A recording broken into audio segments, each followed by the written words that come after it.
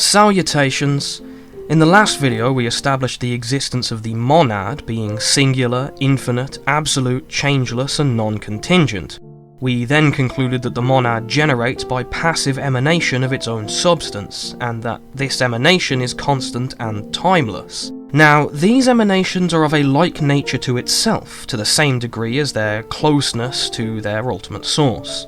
Thomas Taylor, the famous 18th century Neoplatonist who made influential translations of ancient Greek texts, summed up the reasoning thusly: that it is necessary, the principle of things being the one, that the progression of being should be continued, and that no vacuum should intervene either in incorporeal or corporeal natures. It is also necessary that every thing that has a natural progression should proceed through similitude. That in consequence of this, it is necessary that every producing principle should generate a number of the same order with itself, viz. Nature a natural number, soul one that is psychical, i.e. belonging to the soul, and intellect an intellectual number.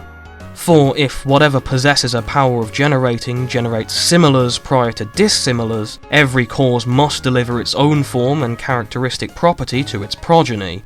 And before it generates that which gives substance to progressions far distant and separate from its nature, it must constitute things proximate to itself according to essence, and conjoined with it through similitude. That's how he talks. Now we come to the first emanation. What is it? Well, for starters, we can rule out the sphere of matter and sense perception. Why? Because, as we have already established in the first video, there is a sphere of immaterial universals that has yet to be accounted for, which is ontologically prior to material particulars, and the monad has first to produce an emanation reflecting closely its own nature, which is far removed from the physical. That leaves one dimension we can explore: the self. The human mind is obviously a composite thing, since it is affected by its experiences of sense perception.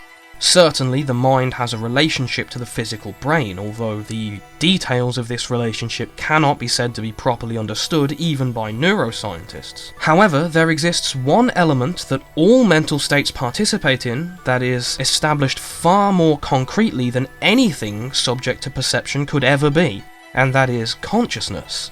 Not only do all subsequent propositions rely on the prior establishment of consciousness in practical terms, since it is impossible to test, prove, or even be aware of anything outside of the context of consciousness, but there also exists a very strong scientific case for consciousness being ontologically prior to matter and energy. There are problems in quantum mechanics related to the observer effect that cannot be properly explained by interpretations that do not include the intervention of consciousness as an extant agent or the intervention of a third agent, such as are illustrated by the Wigner's friend thought experiment, among other things.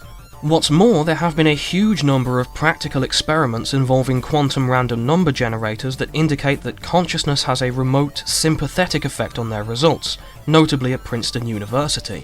In 1989, Radin and Nelson published a meta-analysis of over 800 experiments conducted by over 60 independent researchers over the course of 30 years, with staggering results. While individually the changes are small enough to be attributed to chance, collectively they represent a statistical deviation of approximately 15 standard errors, meaning the chances of these results occurring randomly are less than 1 in a trillion. Subsequent meta-analyses collecting larger sets over a longer time have produced similar results. There is also no evidence whatsoever to suggest that the physical universe itself, devoid of consciousness, would exist in the same way, rather than being reducible to abstract equations. For a more in-depth look at problems associated with the materialistic model of the mind, I've left a link in the description for a lecture on the subject. The classical philosophers understood consciousness to be the first emanation of the monad, and the thing most like it in basic nature. The common name among Platonists for consciousness as a whole is Nous. So what are the properties of consciousness? It is inert, placid, and immaterial like the monad, but lacks the primacy of pure actuality and has two unique properties that characterize it. These properties are awareness and intention. Awareness, or knowing as such, is the state of subjective experience, while intention as such is the capacity to distinguish between experiences, and therefore to make qualitative assessments Nice. and choose between them.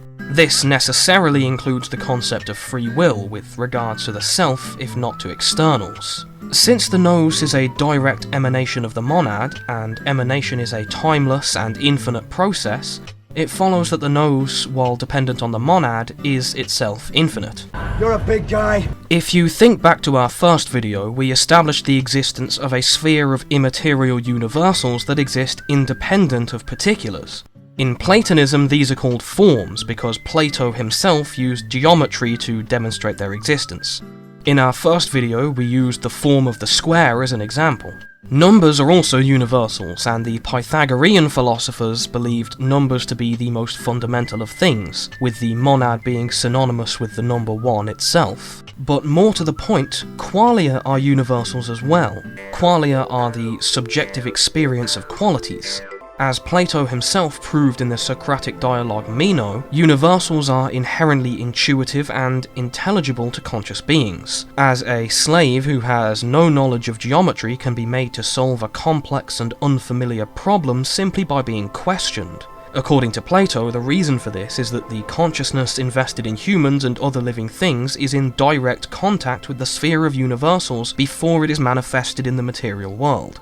If the existence of the Nous is to be considered the same as awareness and intention, but the unconditioned Nous grasps the universal forms without any physical senses or other means of perception, it follows only that the universal forms are contained within the Nous and are inherently intertwined with consciousness itself. The totality of unconditioned consciousness can be found all over the world in innumerable traditions represented either as an abstract principle or, more likely, as a god.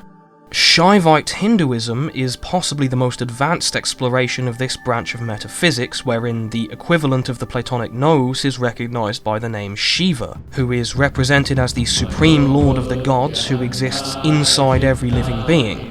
Shiva appears in numerous forms, embodiments, or names that represent or are represented by the different states of consciousness that can occur.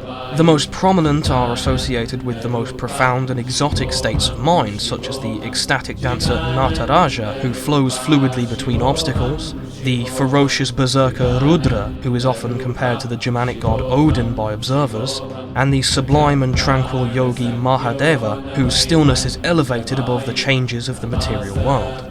Others have already explored the relationship between Rudra and Odin, and I'm not going to go in depth in this video about it, so I'll leave some links in the description to some articles related to that subject. In Greek and Roman mythology, the Nous finds embodiment as Hermes or Mercury, whom the Romans also believe to be the same as Odin.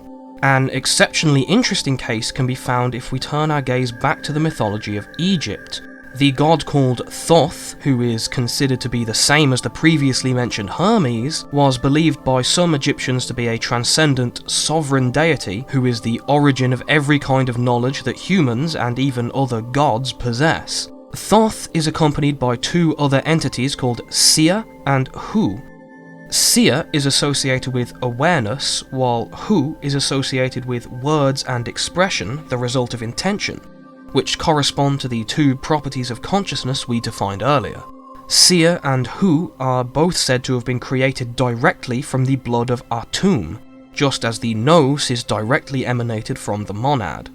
These civilizations also made a distinction between the boundless totality of consciousness and the individual instance of consciousness that is invested in living beings. Yes, he has confetti in his head.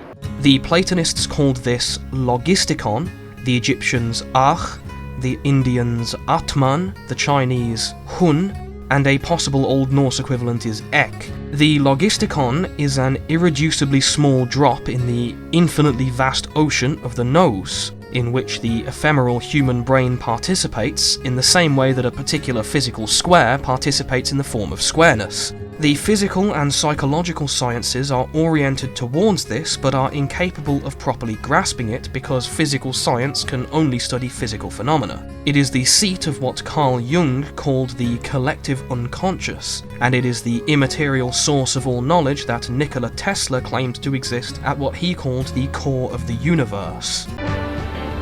Far out. And now we understand the nature of the first emanation, the Nous.